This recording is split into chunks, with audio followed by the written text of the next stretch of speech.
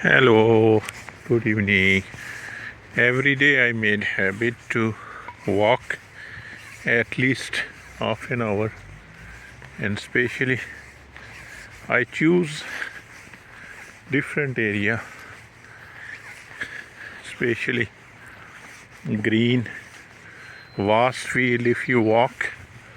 So it is good for eyes and good for breathing, and especially in Canada, a lot of places available to do every day on different location to walk.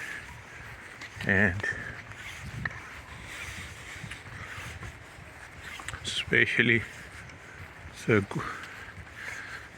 such a natural park you can only see British Columbia, and Victoria is number one if you compare to find the natural park